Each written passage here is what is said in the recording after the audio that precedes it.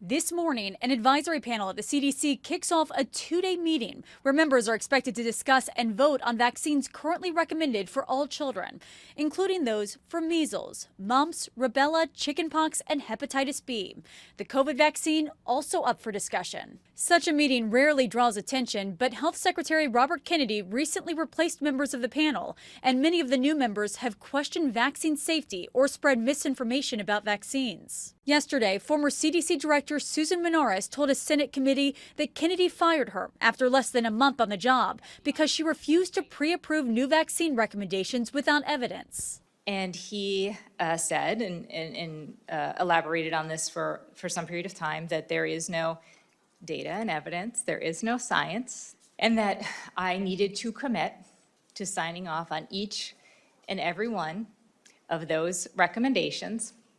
And if I could not commit to that, I needed to resign. To be clear, he said there was not science or data, but that you still expected you to change the schedule. Correct. Health Department officials say her testimony contained factual inaccuracies and left out important details, and accused Menares of acting maliciously to undermine the president's agenda. Following the testimony, Republican Senator Bill Cassidy, who's also a doctor, shared this warning for parents. If the vaccine advisory panel makes recommendations to change the childhood vaccine schedule, should the American people have confidence in that decision? No. Democrats also voicing concern. Robert F. Kennedy Jr. must resign. We have to turn him into a healthcare pariah in order to make him a detriment to the Trump administration. And I think that's the only way, ultimately, that we're going to save the lives of children and adults in our country.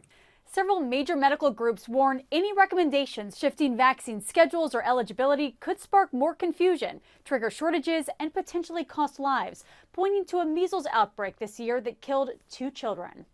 Nicole D'Antonio, ABC News, Washington.